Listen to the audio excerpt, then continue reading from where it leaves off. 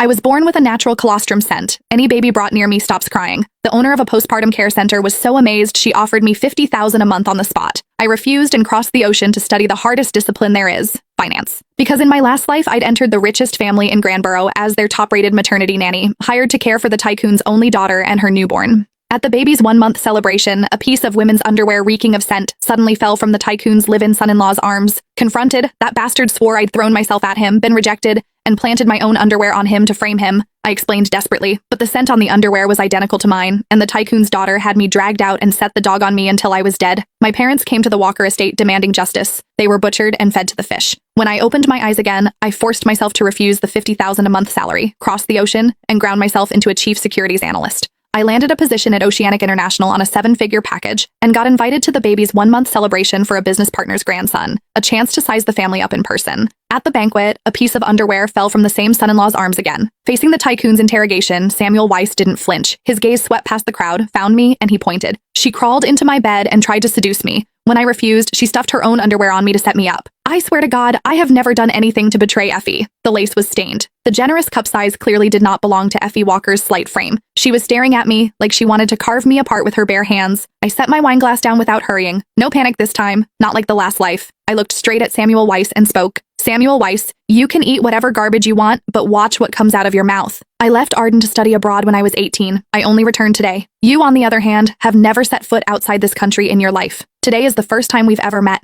How exactly would I have slipped underwear into your jacket? Seems more like you cheated on your wife and couldn't get enough, so you kept her underwear tucked against your chest to sniff whenever you felt like it. The words were so blunt the entire table went silent. Every guest turned to stare at him. Samuel's face went scarlet, but he kept talking, fighting to save himself. Nonsense! You're one of the maternity nannies in my household. From the very first day, you wouldn't stop making eyes at me. When I ignored you, you got bolder. Last night, I wasn't paying attention for one moment. You pushed my door open, crawled under the covers, and threw yourself at me. If I hadn't threatened to call my wife in from right outside that door and have you fired on the spot, you never would have stopped. His words made Effie's brow crease. Since the birth, the professional nanny team had advised her and Samuel to sleep in separate rooms. Last night, she'd gotten up thirsty for water, and passing his door, she had heard something. Her sharp gaze landed on me. Effie was starting to believe him, and Samuel saw it, so he put on a show and kept smearing me. I saw you were a woman out here earning a living as a maternity nanny, not easy work, so I did you a favor and kept quiet. But I never imagined you could be this vicious. You couldn't seduce me, so now you frame me instead? What a poisonous woman. Effie, Mr. Walker, there is no way our daughter can be left in the hands of a woman like this. She needs to be fired immediately. His words hit Effie right in her weakest spot. That newborn girl was the most precious thing in Effie's world. She turned to her father at once. Dad, a nanny this vicious. Who knows what she's already done to the baby?